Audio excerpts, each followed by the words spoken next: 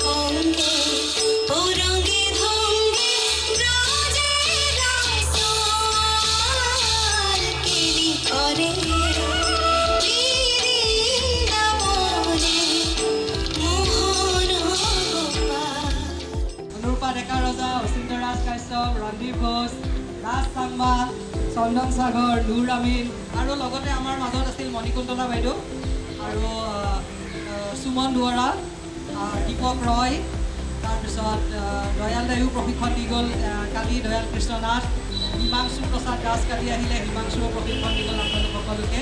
গতিকে মই অন্তৰেৰে আমাৰ আটাইকেইগৰাকী ফেকাল্টিলৈ আন্তৰিক ধন্যবাদ জ্ঞাপন কৰিছোঁ আৰু আপোনালোক সকলোকে অনুৰোধ জনাইছোঁ জোৰদাৰ তালি।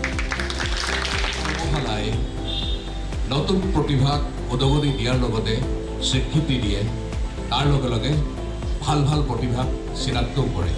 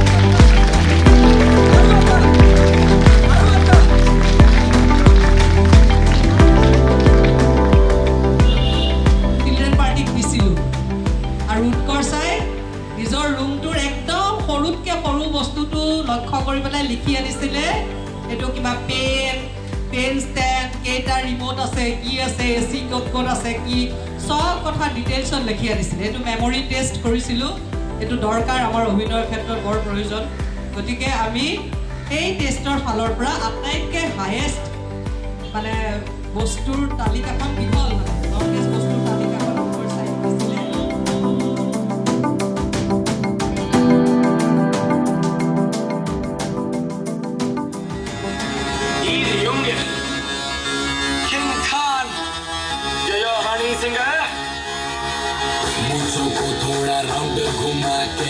अन्ना के जैसा चश्मा लगा के कोकोनट में लस्सी मिला के आ जाओ सारे मूड बना के सबको थोड़ा रंग घुमा के अन्ना के जैसा चश्मा लगा के कोकोनट में लस्सी मिला के आ जाओ सारे मूड बना के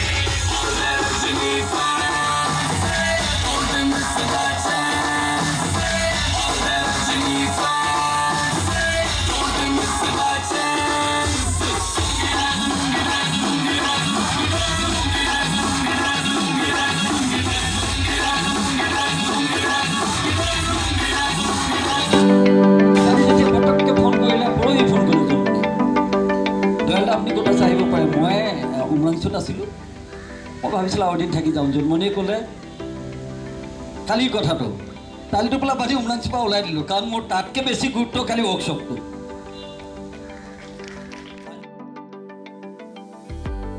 যদি জীৱনত কিবা কৰাৰ ইচ্ছা আছে তেনেহ'লে প্ৰথম কথাটোৱে হৈছে সময়ৰ জ্ঞান। যি মানুহ সময়মতে কাম নকৰে তেওঁক সময়ে এটা সময়ত লগ এৰি দিয়ে। গতিকে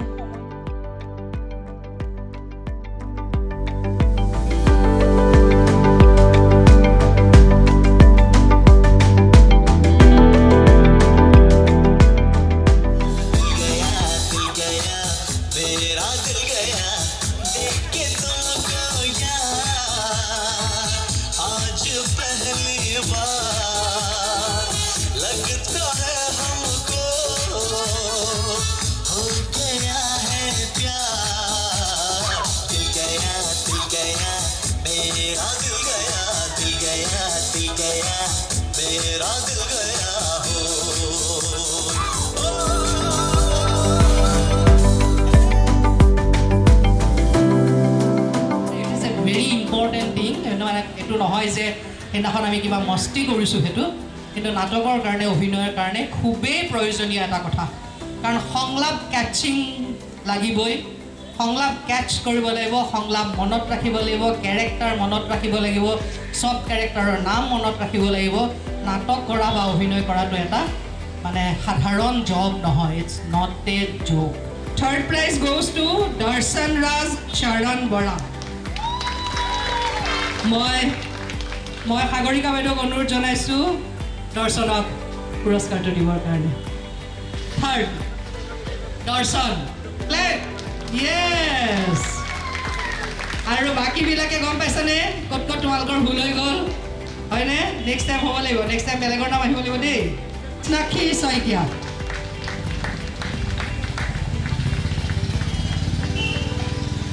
মই অতুল দাক অনুৰোধ জনাইছোঁ কৃষ্ণাক্ষীক পুৰস্কাৰটো প্ৰদান কৰিবলৈ।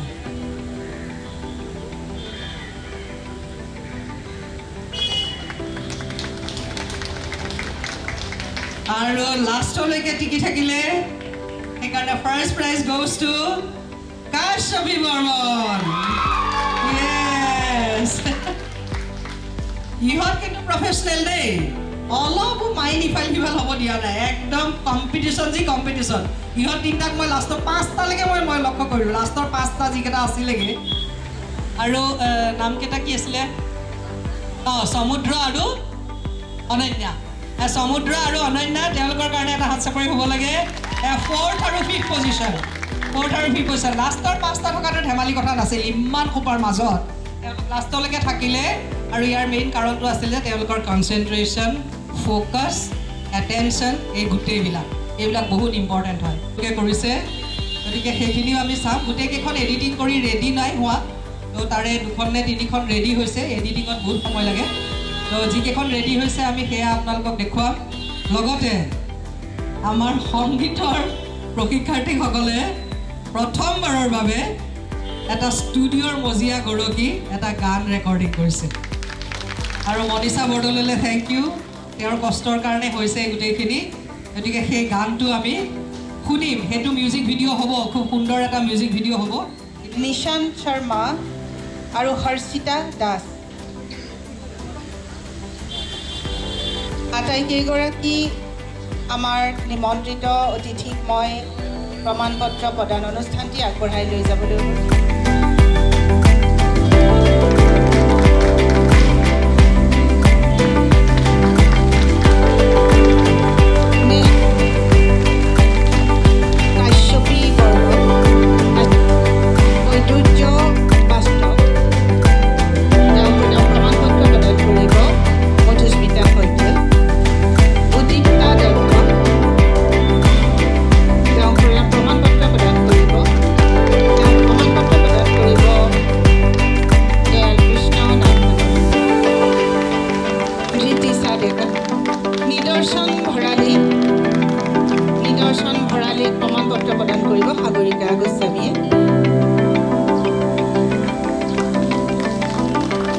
নিশান্ত শৰ্মা প্ৰমাণপত্ৰ প্ৰদান কৰিব।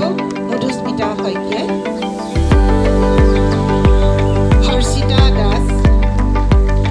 হৰ্ষিতা দাসক প্ৰমাণপত্ৰ প্ৰদান কৰিব অতুল পাচনি দাদে।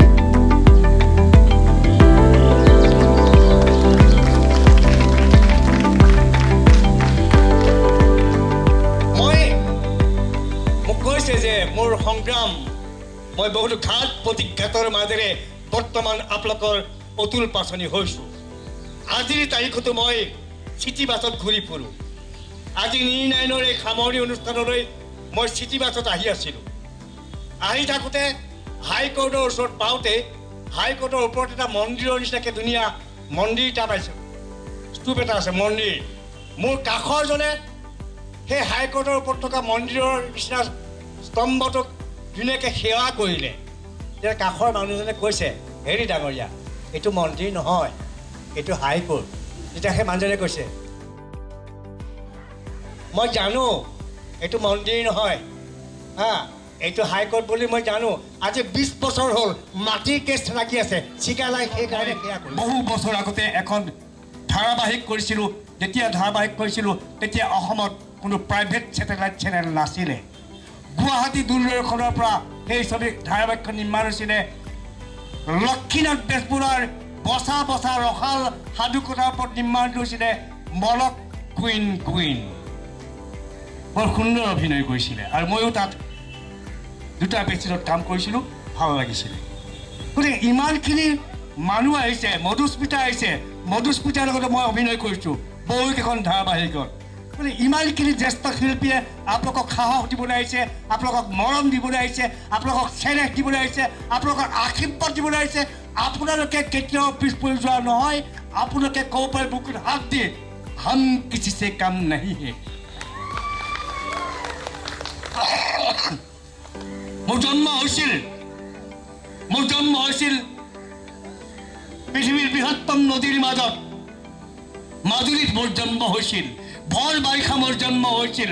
ব্ৰহ্মপুত্ৰৰ কোবাৰ সোঁতে যেতিয়া আমাৰ ঘৰৰ ছালৰ ওপৰি বৈ গৈছিল, তেতিয়া আমাৰ পৰিয়ালটো বাস কৰিছিল ওখ মথাউৰিৰ ওপৰত। আৰু সেই মথাউৰিৰ ওপৰতেই এগৰাকী সৌভাগ্যৱতী মাতৃৰ গৰ্ভস্থ হৈছিলোঁ মই, অতুল পাচনিয়ে। বোকা পানীৰ মাজেৰে মই ডাঙৰ দীঘল হৈছিলোঁ। মাজুলীৰ সত্ৰৰ কেঁচা নামঘৰৰ কেঁচা মজিয়াত মই অভিনয়ৰ আদিপাত আৰম্ভ কৰিছিলোঁ, শিকিছিলোঁ। অভিনয় মোৰ প্ৰথম প্ৰেম, তাৰপিছতে মোৰ শ্ৰীমতীৰ লগত প্ৰেম।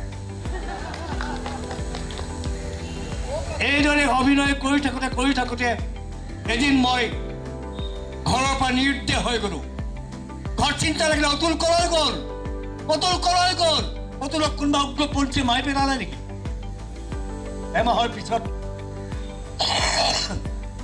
ঘৰৰ মানুহে গম পালে যে অতুলক কোনো মৰা নাই, অতুল কোনো উগ্ৰপন্থী সংগঠনত যোৱা নাই। অতুল ঘৰৰ পৰা পলাই ভ্ৰাম্যমান থিয়েটাৰলৈ গৈছিলোঁ। আৰু সেই ভ্ৰাম্যমান থিয়েটাৰতেই বিশ্বনাথ চাৰিআলিৰ পৰা অহা এগৰাকী অভিনেত্ৰীৰ প্ৰেমৰ জালত মই পৰি দিলোঁ। আৰু সেই অভিনেত্ৰীগৰাকীক লগত মই প্ৰেম দীঘলীয়া কৰিব নিবিচাৰিলোঁ। ভাবিলোঁ এবছৰৰ মূৰতে তাইৰ জহনী জাতিৰ মূৰটো মই ফালি পেলাম। কিন্তু ভবা কথা নহয়, সিটি বাটত আছে কণাবৃদ্ধি। সেই ছোৱালীজনীক মোৰ ঘৰখনে কেতিয়াও গ্ৰহণ নকৰে।